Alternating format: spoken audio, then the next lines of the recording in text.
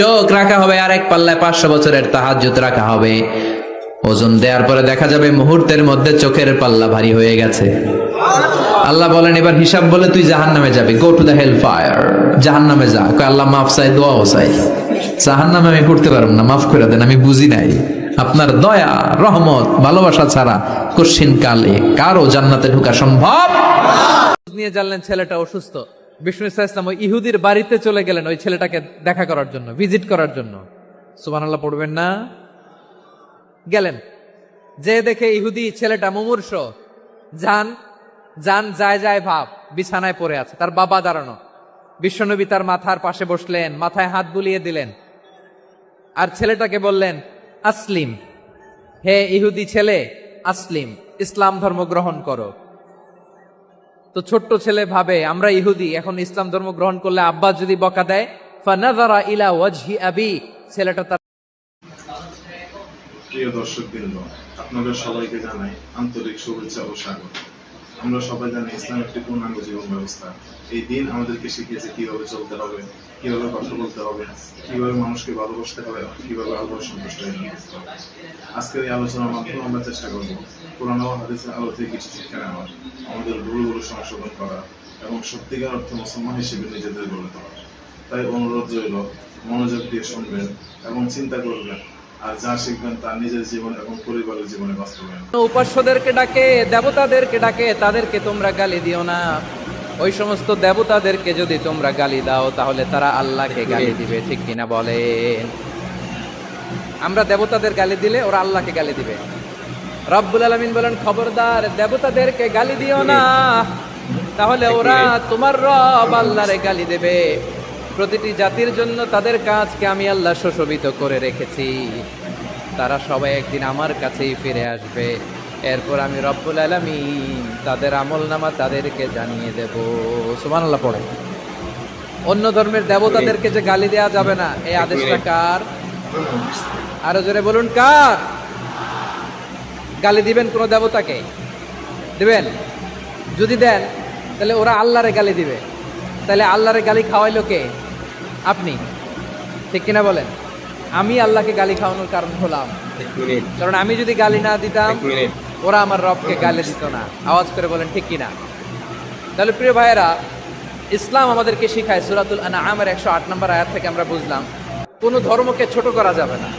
অন্য ধর্মকে ছোট করা মানে ইসলামকে ছোট করা। অন্য ধর্মের দেবতাকে গালি দেওয়া মানে আল্লাহকে গালি খাওয়ানো। আওয়াজ করে বলেন ঠিক কিনা? খবরদার, এটা করা যাবে না। আর অন্য ধর্মের দেবতাকে যদি আপনি গালি দেন, ওরা ইসলাম থেকে দূরে সরে যাবে। যাও ইসলামের প্রতি আকৃষ্ট হয়েছিল আর কোনোদিন ইসলামের ধারে কাছে আসবে না। আওয়াজ করে বলেন ঠিক কিনা? এজন্য কখনো কোনোদিন অন্য ধর্মের দেবতাদেরকে গালি দেওয়া যাবে না। অন্য ধর্মের কোন দেবতাদেরকে আমরা গালি দিব না, গালি দিব না, বরং ইসলামের beauty, the beauty of Islam, ইসলামের সৌন্দর্যকে আমরা তুলে ধরব। আমরা যদি বিশ্বনবী সাল্লাল্লাহু আলাইহি ওয়াসাল্লামের জীবনের দিকে তাকাই, তাহলে আমি দেখব বিষ্ণু ইসলাম মক্কাতে কিংবা মদিনাতে অন্য ধর্মের লোকদের সাথে খুব পিসফুলি লাইফ লিড করেছেন। হোক মুশরিক, হোক খ্রিস্টান, হোক ইহুদি, বিশ্বনবী সবার সাথে মিলেমিশে ছিলেন। আলহামদুলিল্লাহ বলেন। ইসলাম হচ্ছে পিসফুল রিলিজিয়ান। অন্য ধর্মের প্রতি সহনশীলতার সবক ইসলাম আমাদেরকে দেয়, কিন্তু প্রতিটি মুসলিমের এটা মনে রাখতে হবে, আল্লাহর কাছে পছন্দনীয় গ্রহণযোগ্য ধর্ম, জীবনাদর্শ একটি, সেটা হচ্ছে ইসলাম। আওয়াজ করে বলেন সেটা কি? লালমনিরহাটের ভাইয়েরা আওয়াজ করে বলুন, আল্লাহর কাছে মনোনীত ধর্ম একটি, সেটা কি? এজন্য রব্বুল আলামিন বলেন ইন্নাদ-দীনা ইনদাল্লাহিল ইসলাম, আল্লাহর কাছে মনোনীত গ্রহণযোগ্য অ্যাকসেপ্টেড ধর্ম মতাদর্শ একটা, সেটা হলো ইসলাম। ইসলাম ছাড়া অন্য কোনো ধর্ম যদি কেউ তালাশ করে, তার ওই ধর্ম আল্লাহ গ্রহণ করবে না।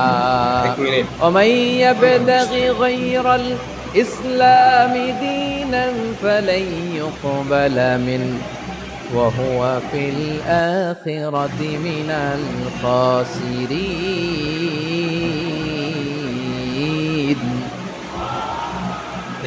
Whoever seek anything except Islam, that won't be accepted from him, and he will be loser in the day of judgment. কিয়ামতের দিন ইসলাম ছাড়া কেউ যদি অন্য কোনো ধর্ম তালাশ করেছে দুনিয়াতে, তার এই মতাদর্শ গ্রহণ করা হবে না, and he will be loser. সে হবে লুজার, ক্ষতিগ্রস্ত, হাই কোম্পানির ম্যানেজার। ওর আমও শেষ, সালাও শেষ। আওয়াজ করে বলেন ঠিক কি না? এজন্য ইসলাম পেয়ে আমরা খুশি না বেজার? প্রত্যেক নামাজ শেষে আমরা আল্লাহরে বলি, আল্লাহ রাদিতু বিল্লাহি রাব্বা ওয়া বিল ইসলামি দীনা ওয়া বি মুহাম্মাদিন নাবিয়ান ওয়া রাসূলা। ও আল্লাহ, তোমারে রব হিসেবে পেয়ে আমরা খুশি। ও আল্লাহ, ইসলামকে ধর্ম হিসেবে পেয়ে আমরা খুশি। বিশ্বনবীকে আমাদের রাসূল পেয়ে আমরা খুশি। ঠিক কিনা বলেন? ইসলাম ছাড়া অন্য কোনো ধর্ম আমরা গ্রহণ করব না। ঠিক কিনা বলেন? আল্লাহর কাছে অ্যাকসেপ্টেড রিলিজিয়ান একটা, সেটা ইসলাম। তো বিশ্বনবী সাল্লাল্লাহু আলাইহি ওয়াসাল্লাম মক্কাতে কিংবা মদিনাতে খুব পিসফুলি এক্সিস্ট করেছেন, যে কোনো ধর্মের সাথে মিলেমিশে চলেছেন। তার প্রমাণ আমরা যদি রাসূল সাল্লাল্লাহু আলাইহি ওয়াসাল্লামের বায়োগ্রাফির দিকে তাকাই, তাহলে দেখব তিনি মুশরিকদের সাথে পিস ট্রিটি করেছেন, শান্তি চুক্তি, পিস ট্রিটি, পিস এগ্রিমেন্ট। আপনারা হুদাইবিয়ার সন্ধির নাম শুনেছেন? আমার লালমনিরহাটের কলিজার টুকরা ভাইয়েরা, হুদাইবিয়ার সন্ধির নাম আপনারা শোনেন নাই? ষষ্ঠ হিজরিতে বিষ্ণু ইসা ইসলাম মুশরিকদের সাথে এই ট্রিটি করেছেন, চুক্তি। কাদের সাথে? মুশরিকদের সাথে। আমরা তো মুসলমান বসতে পারি না, আমরা দুই মুসলিম ভাই একসাথে বসে চা খেতে পারি না, গল্প করতে পারি না। বিষ্ণু ইসা ইসলাম মুশরিকদের সাথে ট্রিটি করেছেন, হুদাইবিয়ার সন্ধি। এই সন্ধির আগে মক্কা থেকে কেউ মদিনায় যেতে পারে না, মদিনা থেকে কেউ মক্কায় যেতে পারে না। কিন্তু এই সন্ধির পরে ট্রাফিক স্বাভাবিক হয়ে গেল। মক্কার লোকেরা মদিনায় আসতে পারে, মদিনার লোকেরা মক্কায় আসতে পারে। এটাকে বলে সুলহে Hudaibiya, the peace agreement of Hudaibiya, শান্তি চুক্তি। আমরা পৃথিবীতে এখন অনেক শান্তি চুক্তির নাম শুনি, এগুলো সব the piece treaty of Hudaibiya থেকে কপি করা। আল্লাহু আকবার। তাহলে বিশ্বনবী সাল্লাল্লাহু আলাইহি সাল্লাম তিনি যে শান্তিপূর্ণ সহাবস্থানে বিশ্বাসী ছিলেন, মুসলমানেরা যে অন্য ধর্মের প্রতি সহনশীল, তার প্রমাণ হচ্ছে এই পিস ট্রিটি। শুধু তাই নয়, মাইকের সাউন্ডটা একটু বাড়ায় দিতে হবে, খুব দুর্বল, একটু মজবুত করতে হবে, আর একটু ক্লিন করতে হবে, আর সবগুলা জায়গায় সাউন্ড যাচ্ছে কিনা একটু ক্রস চেক করতে হবে। হ্যাঁ, পাবেন দিচ্ছে। Mike operator is trying his level best, দিচ্ছে। মাইক অপারেটর যিনি আছেন, প্রতিটি জায়গায় প্রতিটি সাউন্ড বক্সে যেন আওয়াজ পাওয়া যায়, একটু ক্রস চেক করেন, সাউন্ডটাকে একটু স্ট্রং করে দেন। হ্যাঁ, ঠিক আছে, মাশাআল্লাহ। এদিকে তাকান, এদিকে। মক্কার পার্ট গেল, পিস এগ্রিমেন্ট করলেন, শান্তি চুক্তি। বিষ্ণু ইসলাম মদিনায় যে কি করলেন? মদিনায় যে বিষ্ণু ইসলাম মদিনা চার্টার করলেন, মদিনা সনদ, সাহিফাতুল মদিনা, এটার বলে মদিনা চার্টার। এই যে ওয়েস্টে, ইউরোপে, আমেরিকাতে তারা অনেক চার্টার করে, সব চার্টার মদিনা চার্টার থেকে কপি করা। আওয়াজ করে পড়েন সুবহানাল্লাহ। বিষ্ণু ইসলাম মদিনায় গেলেন, মদিনাতে মুসলিম, মুশরিক, ইয়াহুদি, এই তিন ধর্মের লোক মিলে সব স্টেক হোল্ডার যারা আছে সবাইকে নিয়ে বিষ্ণু ইসলাম মদিনা চার্টার করলেন, মদিনা সনদ। পড়েন সুবহানাল্লাহ। শুধু তাই নয়, মক্কাতে বিশ্বনবী পিস এগ্রিমেন্ট করলেন, শান্তি চুক্তি মুশরিকদের সাথে। মদিনাতে যে বিশ্বনবী মদিনা চার্টার করলেন, মদিনা সনদ করলেন ইহুদিদের সাথে। আবার মদিনাতে বিশ্বনবী ইহুদিদের সাথে পিস ডায়ালগ করলেন, ইন্টারফেথ ডায়ালগ করলেন, আন্তধর্মীয় সংলাপ করলেন। যেই সংলাপের মূল ভিত্তি ছিল তাওহীদ। মূল ভিত্তি ছিল কি? তাওহীদ।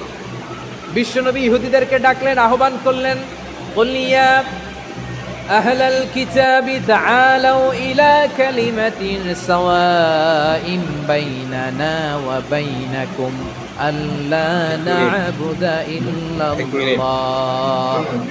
ওয়া লা নুশরিকা বিহি শাইআন ওয়া লা ইয়াত্তাখিযা বা'দুনা বা'দান আরবাবাম মিন দুনিল্লাহ فإن تولوا فقولوا اشهدوا بأننا مسلمون। সুবহানাল্লাহ পড়েন।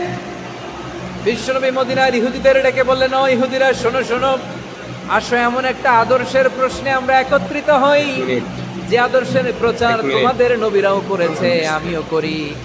যে আদর্শের কথা তোমাদের পবিত্র ধর্মগ্রন্থগুলোতে আছে, আমার কোরআনেও আছে, সেটা হলো তাওহীদ। আমরা এক আল্লাহ ছাড়া কারো ইবাদত করব না, আল্লাহর সাথে কাউরে শরীক করব বিগাইরি তিবি নাফসিন ওয়া আনা হাজিজুহু ইয়াউমাল কিয়ামা। খবরদার জেনে রাখো, কেউ যদি কোনো সংখ্যালঘুর উপরে অত্যাচার করে, কোনো সংখ্যালঘুর প্রাপ্য থেকে যদি কেউ কাউকে ঠকায়, সংখ্যালঘুর উপর যদি কেউ কষ্ট দেয়, কোনো সংখ্যালঘুর সম্পদ যদি কেউ জোর করে কেড়ে নেয়, আমি কিয়ামতের দিন বিশ্বনবী ওই সংখ্যালঘুর পক্ষে আর ওই মুসলমানদের বিপক্ষে বাদী হয়ে দাঁড়াবো। সুবহানাল্লাহ বলতে পারলেন না? আল্লাহু আকবার। আপনি নামাজি, আপনি মুসল্লি, আপনি হাজী সাহেব, তাহাজ্জুদ পড়তে পড়তে কপালে দাগ ফেলে দিছেন, আপনার প্রতিবেশী হিন্দু, ভাবছেন আমার তো পাওয়ার আছে, ওর জমিটা দখল করি। বিশ্বনবী বলেন কিয়ামতের দিন ওই হিন্দুর পক্ষে তোর বিরুদ্ধে আমি বাদী হয়ে দাঁড়াবো। পৃথিবীর কোন ধর্মে এরকম স্টেটমেন্ট পাবেন? পাবেন? আপনি ভাবছেন আপনি নামাজ পড়লে হাজী সাহেব কপালে দাগ ফেলায় দিলে আপনি সেলসেলায় জান্নাতে চলে যাবেন না? খবরদার। বিশ্বনবী বলেন কোন সংখ্যালঘুর উপর যদি কেউ আক্রমণ করে, তার প্রাপ্য তাকে না দিয়ে যদি তাকে ঠকায়, তার উপর জুলুম করে, তার সম্পদ যদি কেড়ে নেয়, আমি নবী, তুমি মুসলিম হইতে পারো, মুসল্লি হইতে পারো, তার পক্ষে তোমার বিপক্ষে আল্লাহর দরবারে বাদী হয়ে দাঁড়াবো। আচ্ছা লালমনিরহাটের ভাইরা, কথা বুঝতে পারলে আওয়াজ করে উত্তর দেন। বিশ্বনবী যদি কারো বিপক্ষে দাঁড়ায় কিয়ামতের দিন, আই রিপিট, আমি আবারও বলছি, বিশ্বনবী যদি কিয়ামতের দিন কারো বিপক্ষে দাঁড়ায়, ও তো সেলসেলায়া জান্নাতি, তাই না? জান্নাতি না? যে নবীর সুপারিশ ছাড়া জান্নাতের গেটও দেখা যাবে না, ওই নবী যদি বলে তোর বিপক্ষে আমি বাদী হয়ে দাঁড়াবো, ওই জান্নাতে আর ঢোকার কোনো সুযোগ আমাদের থাকবে? এখানেই শেষ না আমার প্রিয় লালমনিরহাটের ভাইয়েরা, এখানেই শেষ নয়। বিশ্বনবী বলেন মান কাতালা মুআহাদান, বুখারীর বর্ণনা, মান কাতালা মুআহাদান লাম ইয়ারাহ রাইহাতাল জান্নাহ। কেউ যদি, কোনো মুসলিম যদি অন্যায়ভাবে কোনো সংখ্যালঘুকে হত্যা করে, কোনো হিন্দুকে হত্যা করে, কোনো বৌদ্ধরে হত্যা করে, অন্যায়ভাবে কোনো মুসলিম যদি কোনো সংখ্যালঘুরে হত্যা করে, জান্নাতে যাওয়া তো দূরের কথা, ওই মুসলিম জান্নাতের ঘ্রাণও পাবে না। সেই বুখারীর বর্ণনা, মান কাতালা মুআহাদান লাম ইয়ারাহ রাইহাতাল জান্নাহ ওয়া ইন্না রিহাহা লা ইউজাদু মিন মাসিরাতি 40 আমা। যে জান্নাতের ঘ্রাণ 40 বছর দূরের রাস্তা থেকেই পাওয়া যায়। সুবহানাল্লাহ। প্রিয় ভাইরা, এখান থেকে জান্নাতে পৌঁছতে লাগবে 40 বছর। এত দূর, কত বছর? সবাই বলেন কত বছর? এখান থেকে জান্নাতে পৌঁছতে লাগবে 40 বছর। এত দূরে থাকতেই জান্নাতের ঘ্রাণ আপনার নাকে এসে ধাক্কা মারবে। বিশ্বনবী বলেন যে ব্যক্তি কোন সংখ্যালঘুকে হত্যা করে, জান্নাতের ঘ্রাণ তো পাবেই, জান্নাতে তো ঢুকতে পারবেই না, জান্নাতের ঘ্রাণও তার নাকে লাগবে না। পড়েন না আউযুবিল্লাহ।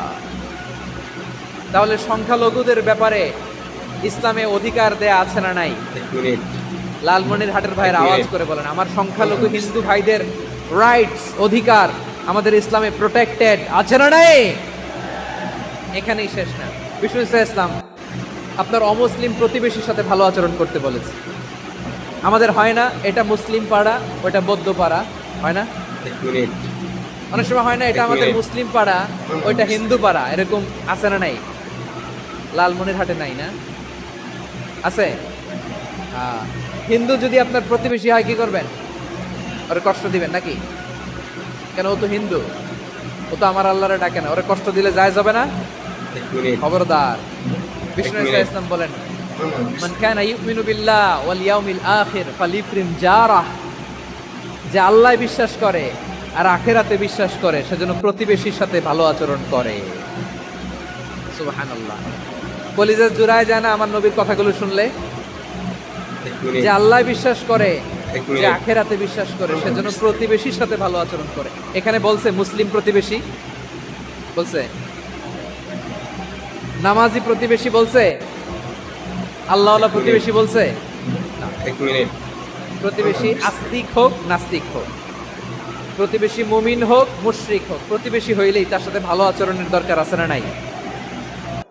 আমার প্রিয় লালমনিরহাটের ভাইয়েরা, বিষ্ণু ইসা ইসলাম ওনার ইহুদি প্রতিবেশীদের দেখাশোনা করতেন। আওয়াজ না শোনা যাক, আমারও তো দেখা যায়, আমারও তো দেখা যায়। তাকায় থাকেন, তাকায় থাকলে সওয়াব হবে। কোরআনের কথা যেখান থেকে হয় এদিকে তাকায় থাকলেই বরকত। তাকায় থাকেন। জি জি, মাইক, আমি তার মাইক ঠিক করতে আসি না এদিকে, এই মাইক ঠিক করব, ওই মাইক ঠিক করব, ওদিকে পাইলট বলবে হুজুর চলে আসেন। জি, বসুন বসুন, মাশাআল্লাহ। হ্যাঁ, খুব শান্ত, ঠিক আছে। পুলিশ ভাইরা না খেয়ে দিনরাত আপনারা যাতে সুশৃঙ্খল একটা প্রোগ্রাম উপহার পান এটাই চেষ্টা করতেছে, আপনাদেরকে কষ্ট দিতে আসে নাই, একটু একটু সহযোগিতা করেন। জি, মাশাআল্লাহ। হ্যাঁ, ঠিক আছে। আমার প্রিয় ভাইরা, প্রতিবেশী আস্তিক হোক নাস্তিক হোক, মুসলিম হোক হিন্দু হোক, তার সাথে ভালো আচরণ করতে হবে। বিষ্ণু ইসা ইসলাম ওনার ইহুদি প্রতিবেশীর বাসায় যেতেন। কোন প্রতিবেশী? ইহুদি। আওয়াজ করে বলেন, কোন প্রতিবেশী? ইহুদি। এক ইহুদি কিশোর বিষ্ণু ইসা ইসলামের খেদমত করতে, ইহুদি ছেলে আমার নবীর খেদমত করতো, তারা ছিল নবীর প্রতিবেশী। তো অনেক দিন হয় ইহুদি ছেলেটা আসে না।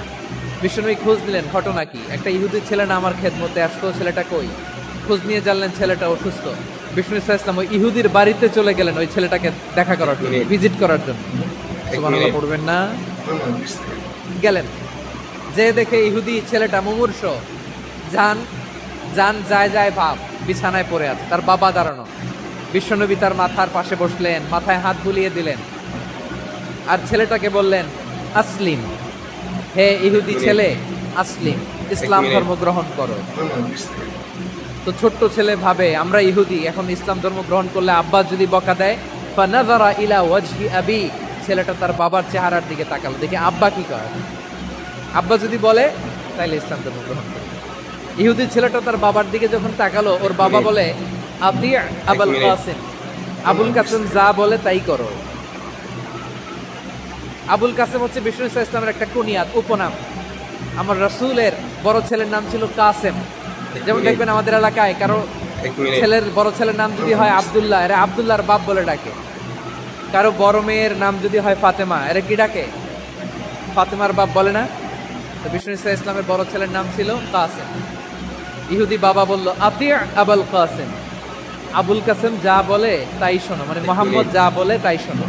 এই কথা শুনে ছেলে সাহস পেয়েছে, ছেলে আবার পড়তে আরম্ভ করলো, আশহাদু আল্লাহ ইলাহা ইল্লাল্লাহ।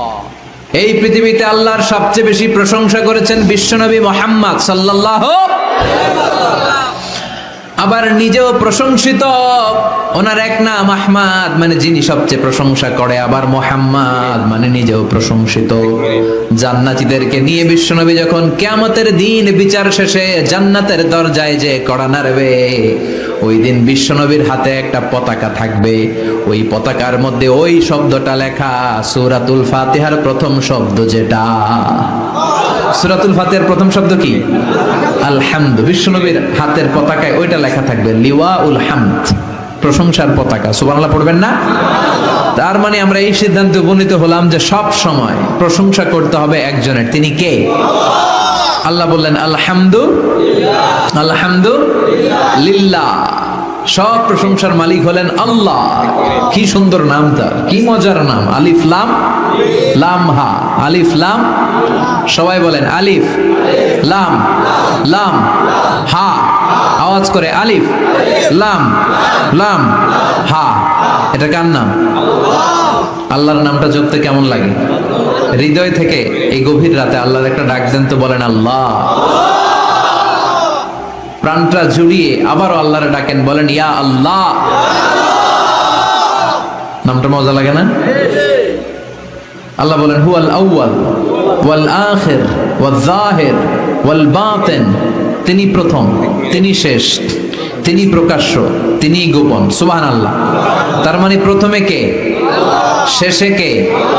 প্রথমে আল্লাহ আল্লাহ, শেষেও আল্লাহ আল্লাহ, আকাশে আল্লাহ আল্লাহ, জমিনে আল্লাহ আল্লাহ। সবাই পড়েন, প্রথমে আল্লাহ আল্লাহ, শেষেও আল্লাহ আল্লাহ, আকাশে আল্লাহ আল্লাহ, জমিনে আল্লাহ আল্লাহ। নিখিল জাহান গায় গুণগান তার নামে গায়, আমরাও গাহি তাআলা হামদে বারি তাআলা, হামদে বারি তাআলা, হামদে বারি তাআলা। সুবহানাল্লাহ পড়েন। আলহামদুলিল্লাহ, সকল প্রশংসার মালিক কে? আল্লাহ বললেন সকল প্রশংসার মালিক হলাম আমি, আর আমি হলাম রব্বিল আলামিন, জগৎ সমূহের রব। আল্লাহর আরেক নাম হলো রব। আল্লাহর আরেক নাম কি? কবরের প্রথম প্রশ্ন কি? আমার রব্বু, তোমার রব কে? আমাদের উত্তর কি? আমরা বলবো আল্লাহ আমারে রব, আল্লাহ আমারে রব। দমে দমে তনু মনে তারি অনুভব, আল্লাহ আমারে রব। তোমার দুনিয়াতে আমি যেদিকে তাকাই, অথই নিয়ামতে ডুবে আছি সবাই। পাখ পাখালির গানে শুনি তাসবিহ কলো রব, তাসবিহ কলো রব, আল্লাহ আমারে রব। ওনার নাম হচ্ছে রব। নাম কি? এজন্য আমরা যখন দোয়া করি, দোয়ার শুরুতে কোন শব্দ থাকে? রব। রব্বানা যালামনা আনফুসানা ওয়া ইল্লাম তাগফির লানা ওয়া তারহামনা লানাকুনান্না মিনাল খাসিরিন। রব্বানা আতিনা ফিদ দুনিয়া হাসানাতাও ওয়া ফিল আখিরাতি হাসানাতাও ওয়া কিনা আযাবান নার। মুসা আলাইহিস সালামের জিহ্বা দিয়ে কথা বের হয় না, উনি দোয়া করলেন রব্বিশরাহলি সাদরি ওয়া ইয়াসসিরলি। তার মানে সব দোয়ার শুরুতে কার নাম? আবার যখন আমরা রুকুতে যাই আমরা বলি সুবহানা রাব্বিয়াল। আবার যখন আমরা সেজদায় ঢলে পড়ি আমরা পড়ি সুবহানা রাব্বিয়াল আ'লা। চিল্লায় এখন ঠিক কিনা? রব মানে হচ্ছে সাস্টেইনার, বিধানদাতা, রিজিক দাতা, পালন কর্তা। আল্লাহর একটা নাম হচ্ছে রব। আমাদের রব কে? আল্লাহ। রব কারে বলে একটু সহজে আজকে বুঝিয়ে দিয়ে যাই। রব হচ্ছে যার যখন যেটা যতটুকু দরকার তাকে তখন সেটা ততটুকু যিনি চাওয়ার আগেই দিয়ে দেয়, তার নাম রব। বুঝতে পেরেছেন? সহজ হয়েছে না কথাটা? যার যখন যেটা যতটুকু দরকার তাকে তখন সেটা ঠিক ততটুকু যিনি ফরিয়াদ করার আগেই পৌঁছে দেয়, তার নাম রব। আমাদের যখন যেটা লাগে ব্যবস্থা করে কে? মায়ের পেটে 8 মাস ছিলাম, 9 মাস ছিলাম, 10 মাস ছিলাম। এই 8 মাস 9 মাস আমারে খাবার দিল কে? পানি দিল কে? অক্সিজেন দিল কে? চাইছিলেন? মায়ের পেটে চাইছিলেন না আল্লাহর কাছে যে আল্লাহ ঠিক মতো দিও, টাইমলি খাবার পাঠায় দিও? চাইছিলেন? চাওয়ার আগে যার যা লাগে কে দেয়? তাকে বলে রব। আবার মায়ের পেট থেকে দুনিয়ায় আসলেন, আমার মায়ের জরায়ুর সাথে আমার নাড়ের একটা কানেকশন, একটা লাইন, ওই লাইন দিয়ে আল্লাহ 9 মাস যাবত আমারে পানি দিলেন, খাবার দিলেন, অক্সিজেন দিলেন। সঙ্গত কারণেই দুনিয়াতে আসলে দুনিয়ার মানুষ ওই লাইনটা কেটে দেয় নাকি রেখে দেয়? কেটে দেয়। কেটে দিলে বাচ্চা প্রথম চিৎকারটা দেয়, মানব শিশু প্রথম চিৎকার হাঁকে পৃথিবীতে, ওয়া ওয়া। আমরা শুনি ওয়া, আসলে আল্লাহরে ডাক দেয়। আল্লাহরে ডেকে বলে মাবুদ, খাবারের, অক্সিজেনের আর পানির একটা মাত্র লাইন ছিল, চিল্লায় বলেন কয়টা? দেখো দুনিয়ার মানুষ কত অনিষ্ঠুর। আসার সাথে সাথে কারোর সাথে আমার শত্রুতা নাই, জমি নিয়ে মারামারি নাই, কিলাকিলি নাই। একটা মাত্র খাবারের লাইন দিয়ে 10 মাস বেঁচেছিলাম। মানুষগুলো নিষ্ঠুর, খাবারের একটা লাইন কেটে দিল, এখন খাবো কি? আল্লাহ বলেন গোলাম, যে আল্লাহ 10 মাস ধরে মায়ের পেটে খাওয়ালাম, ওই আল্লাহ এখনো আছে না নাই? একটা লাইন ছিল মায়ের নাড়ের ভেতরে, খাবারের একটা লাইন। চিন্তা নাই, কষ্ট নাই, দুঃখ নাই। একটা খাবারের লাইনের বদলে আজ থেকে তোর মায়ের বুকের ভেতরে খাবারের 2টা লাইনের ব্যবস্থা করে দিলাম। চাইছিলেন যে আল্লাহ আসার সাথেই তো আমার লাইন কেটে দিবে, খানা কিন্তু রেডি রেখেন আল্লাহ? চাইছিলেন না সবাই? চাওয়ার আগেই যার যা লাগে যিনি দিয়ে দেয় তার নাম। তাফসীর বুঝতে পারছেন? এরপরে মায়ের দুধ খেতে লাগলাম। মায়েরা গভীর রাত মাইকের সাউন্ড যাদের কানে যায়, বুকের দুধ খাওয়াবেন ছেলে মেয়েদেরকে। বাচ্চা ডেলিভারি হওয়ার পরেই মায়ের বুকে যে দুধটা সেটার বলে শাল দুধ। এটা আল্লাহর পক্ষ থেকে বাচ্চার জন্য প্রাকৃতিক টিকা। সুবহানাল্লাহ কবেন না? আমরা হসপিটালে যে টিকা দেই 5টা 7টা, প্রথম টিকাটা আল্লাহ ফ্রি দিয়ে দিছে। বাচ্চাদের গ্রোথ হবে না যদি না খাওয়ান। খাওয়াবেন, সব মায়েরা খাওয়াবেন। ওয়াল ওয়ালিদাতু ইউরদি'না আওলাদাহুন্না হাওলাইনি কামিলাইন, 2 বছর খাওয়াবেন। যারা বৃদ্ধাশ্রমে থাকতে চান না তারা খাওয়াবেন। ছেলে আমার মস্ত মানুষ, মস্ত অফিসার, মস্ত ফ্ল্যাটে যায় না দেখায় পারে ও পার, নানান রকম জিনিস আর আসবাব দামি দামি, সবচেয়ে কম দামি ছিলাম একে মাত্র আমি। ছেলের আবার আমার প্রতি অগাধ সম্ভ্রম, আমার ঠিকানা তাই বৃদ্ধাশ্রম। কি দুঃখের কথা, মা কেঁদে কেঁদে বলে কোনো মা বাবার জন্য বৃদ্ধাশ্রমে থাকা না লাগে, ঠিক কিনা? তো বৃদ্ধাশ্রমে যারা থাকতে চান না তাদেরকে দুধ খাওয়াবেন, দেখবেন এই ছেলেগুলো এরকম ডাকাত হবে না। আল্লাহ তুমি বুঝার তৌফিক দাও। তার মানে মায়ের পেটে যখন ছিলাম খাবার দিল কে? দুনিয়াতে আসার পরে বুকের দুধের ব্যবস্থা করলো কে? আচ্ছা, মায়ের বুকের দুধ যখন আমরা খেতাম আমাদের দাঁত ছিল? ছিল না। তার মানে দাঁত দরকার নাই, দেয়ও নাই। বয়স আমার 1 বছর 2 বছর যখন হইতে শুরু করলো, একটু বড় হয়েছে, এখন তো শুধু দুধে চলবে না, এখন মাছ খাইতে হবে, গোশ খাইতে হবে, কুরবানির হাড্ডি চাবাইতে হবে। কথা কন? তো এখন আমার দাঁতের দরকার আছে না নাই? দাঁত যখন দরকার ছিল না দেয় নাই, যখনই দরকার তখনই দিছে কে? আবেদন করছিলেন না অনলাইনে? কথা কন? অনলাইনে আবেদন করছিলাম তো আমরা, জাল্লা বয়স যখন ঠিক এই পর্যায়ে চলে যাবে দাঁত দিও তুমি, দাঁত চাইছিলেন? চাওয়ার আগে যিনি দেয় তার নাম। দেখেন বাংলাদেশে ভাল্লুক, উল্লুক, বাঘ যেগুলো আছে এগুলোর গায়ের পশমগুলো পাতলা। এই বাঘই যেগুলো স্ক্যান্ডিনেভিয়ান কান্ট্রিগুলোতে, সাইবেরিয়াতে আছে, ডেনমার্কে আছে, সাইবেরিয়াতে, তারপর নরওয়েতে, অসলোতে যেই বাঘ ভাল্লুকগুলো আছে ওদের চামড়া ইয়া মোটা, মনে হয় যেন প্রাকৃতিক কম্বল দিয়ে আল্লাহ এই সিংহটারে তৈরি করছে। উট শুধু আরব দেশেই নাই, আরব দেশের উটের চামড়া বড় পাতলা, কিন্তু নরওয়ে স্ক্যান্ডিনেভিয়ান ওই বরফের এলাকাতে উট হয়, ওই উটের গায়ের মধ্যে ইয়া লম্বা লম্বা পশম। তার মানে ওখানে প্রচন্ড ঠান্ডা, ওখানে সার্ভাইভ করতে গেলে, বাঁচতে হলে গায়ের মধ্যে মোটা কম্বল লাগবে। চাওয়ার আগেই ওই প্রাণীগুলোরে কম্বল দিয়ে পাঠিয়েছে কে? আবার এই দেশের প্রাণীগুলোর চামড়া যদি মোটা হতো, উলের পশম থাকতো আর কম্বলের মতো সেটিং করা থাকতো, এই দেশের বাঘ ভাল্লুক গুলার কষ্ট হতো। তাই এদেশের বাঘ ভাল্লুক আর ওটের চামড়া পাতলা করেছে কে? সুবহানাল্লাহ কইবেন না? যার যখন যেটা যতটুকু দরকার তাকে তখন সেটা ততটুকু চাওয়ার আগে যিনি দেয় তার নাম আল্লাহ। বললেন আমি হলাম রব্বিল আলামিন, জগৎ সমূহের রব। আলাম মানে একটা জগৎ, আলামিন মানে অনেক জগৎ, মাল্টি ডাইমেনশনাল ইউনিভার্স। উদ্ভিদ জগতের রব তিনি, প্রাণী জগতের রব তিনি, সাগর জলের অতল গহ্বর জগতের রব তিনি, মহাকাশের জগতের রব তিনি, সৌর জগতের রব তিনি, অদৃশ্য জগতের রব তিনি। চিল্লায় বলেন ঠিক কি না? এজন্য আল্লাহ বললেন আলহামদুলিল্লাহি রাব্বিল আলামিন, যত জগৎ আছে সব জগতের রব আল্লাহর জন্য প্রশংসা। রাজি আছেন?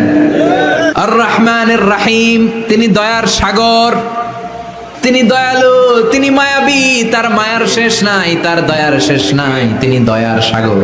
আল্লাহ তুমি দয়ার সাগর, রহমানুর রহিম, তোমার দয়াই পূর্ণ আমার সারা নিশিদিন। সুবহানাল্লাহ পড়েন। আল্লাহ বলেন রাহমাতি ওয়াসিআত কুল্লা শাই, সব জায়গায় আমার রহমত বিস্তৃত, এমন কোন জায়গা নাই যেই জায়গায় আমি আল্লাহর রহমত নাই। আল্লাহর রহমত ছাড়া পৃথিবীতে কিছু হয় নাকি? এই যে আজকে বসে আছি ওয়াজ শুনতেছি, কার রহমতে? কার দয়ায়? আল্লাহ বললেন এই রহমত, দয়ার, ভালোবাসারে আমি সৃষ্টি করার পরে 100 টুকরা করলাম। কয় টুকরা? 100 টুকরা করার পরে নিজের মধ্যে আমি 99 টুকরা দয়ার ভালোবাসা রেখে দিলাম। 1 টুকরা দয়া মায়া পৃথিবীর সবার মাঝে ঢেলে দিলাম। সাইয়েদনা আদম থেকে শুরু করে up to the day of judgement, কিয়ামত পর্যন্ত সবার মাঝে আল্লাহ রহমতের 1 টুকরা দিছে, ছিটে ফোঁটা। হুজুর পাইছে একটু, আমি পাইছি একটু, উনি পাইছে, উনি সবাই মিলে আমরা 1 ফোঁটা ভাগে যোগে পাইছি দয়ার ভালোবাসা। সবাই মিলে 1 ভাগ ভালোবাসার, আর 99 ভাগ ভালোবাসা কার? ওনার ভালোবাসা বেশি না কম? 1 এক ভাগ ভালোবাসা আমরা পেয়ে পৃথিবীতে ভালোবাসার গানের শেষ নাই, ভালোবাসার মুভির শেষ নাই, ভালোবাসার উপন্যাসের শেষ নাই। এক ভাগ ভালোবাসা আমরা পেয়ে কত ভালোবাসার গান, নাটক, সিনেমা। তো এক ভাগ ভালোবাসার ঠেলা যদি এমন হয় যার মধ্যে তিনি 99 টুকরা ভালোবাসা রেখে দিয়েছেন, তার ভালোবাসাটা কত? এক টুকরা ভালোবাসার নমুনা হিসেবে আমরা দেখি ছেলের জন্য বাবা জীবন দেয়, আছে না নাই? ছেলের অ্যাক্সিডেন্ট থেকে বাঁচাতে যে ছেলেটারে ধাক্কা মেরেছে, গাড়ি এসে বাবারে থেতলে ফেলেছে। বন্যার পানিতে মা ডুবে যায়, ছোট কন্যাটারে বালতির মধ্যে ধরে রেখেছে, পানি খেতে খেতে মা দুনিয়ায় নাই, মেয়েটা মরে নাই, আছে না নাই? এক টুকরা ভালোবাসার ছিটে ফোঁটা তুমি পেয়েছো। তার নমুনা যদি এমন হয়, 99 টুকরা ভালোবাসা নিয়ে যিনি আরশের উপরে আছে, তার দয়া কোথায়? Do you feel that? Do you imagine that? আপনি কি এটা ফিল করেন? আপনাকে ফিল করতে হবে। এজন্য আল্লাহ বলে, গোলাম 24/7 24 ঘন্টা আমার দরজা খোলা। কত পাপ করেছিস, কত অন্যায় করেছিস, কত পর্নোগ্রাফি দেখেছিস, কত হিন্দি সিনেমা দেখেছিস, কত অশ্লীল মেয়েদের নাচ দেখেছিস, রাত্রিবেলা নেকেড ভিডিও দেখেছিস, কত অন্যায় করেছিস। আজও আমার দরজা তোর জন্য খোলা আছে না নাই? চোখের পানি ছাড়, যায় নামাজটা বিছিয়ে দে, 2 রাকাত নামাজ পড়ে আমারে ডাক দে, ডাক দেওয়ার সাথে সাথে তোর দোয়া কবুল হয়ে যাবে। কত পাপ করেছিস, আল্লাহ ডেকে বলে, তোর পাপ যদি হয় খালের পানির সমান, বিলের পানির সমান, আমি আল্লাহর দয়া তো সাগরের পানির সমান। তোর পাপ যদি হয় পাহাড়ের সমান, জেনে রাখ আমি আল্লাহর দয়া আকাশের সমান। ভরসা লাগে? আল্লাহর উপর ভরসা লাগে না? মনে রাখবেন, এখানে আমরা সবাই পাপী। আমরা কি? কুল্লুকুম খাত্তাউন খায়রুল খাত্তাইন আত-তাওয়াবুন। সবাই পাপী, কিন্তু সবচেয়ে ভালো পাপী ওই পাপী যেই পাপী পাপ করার পরেই তওবা করে। তওবা করতে রাজি আছেন তো? যত পাপ আপনার হোক, টেনশন নাই, আমাদের ভরসা একজনের উপর। চিল্লায় বলেন, তিনি কে? বনি ইসরাইলের এক আবেদ 100 বছর ইবাদত করেছে। কিয়ামতের দিন আল্লাহ খুশি হয়ে বলবেন, ও আল্লাহর ওলি, উদখুলিল জান্নাতা বিরহমাতি, go to the paradise with my mercy. আমার দয়ায় আর ভালোবাসায় জান্নাতে ঢুক। আল্লাহর ওলি বলবে, বালবি আমালি, আপনার দয়া দিয়ে জান্নাত কেন? আমার আমল দিয়ে যেতে চাই, আমি নামাজ তো কম পড়ি নাই, তো দয়া লাগবে কেন আপনার? আল্লাহ বলবেন, তাই? আমার দয়া ছাড়া তুই জান্নাতে যেতে পারবি? কি আমল করেছিস তুই? ওকে, লেটস মেক এ ক্যালকুলেশন, চল একটা হিসাব করি। তোর শত শত বছরের তাহাজ্জুদ গুলারে এক পাল্লায় রেখে দে, আর দয়া করে মায়া করে দুনিয়াতে সৌন্দর্য দেখার জন্য চোখ যে দিয়েছি, চোখটা একটা পাল্লায় রেখে দে। এক পাল্লায় 500 বছরের তাহাজ্জুদ, আরেক পাল্লায় কি? এই দুটি চোখ দিয়েছি বলে দেখো যে কত অপরূপ, নয়নাভিরাম খেতে খামারের জুড়াই জ্বালা, বিধুর ধূপ তোমার দেয়া চোখের শুকুর জানাবো তার ভাষা কই। যতই দেখি ততই যেন পলক ছাড়া চেরই। সুবহানাল্লাহ পড়েন। এক পাল্লায় চোখ রাখা হবে, আর এক পাল্লায় 500 বছরের তাহাজ্জুদ রাখা হবে। ওজন দেওয়ার পরে দেখা যাবে মুহূর্তের মধ্যে চোখের পাল্লা ভারী হয়ে গেছে। আল্লাহ বলেন, এবার হিসাব বলে তুই জাহান্নামে যাবি, go to the hell fire, জাহান্নামে যা। আল্লাহ মাফ চাই, দোয়া চাই।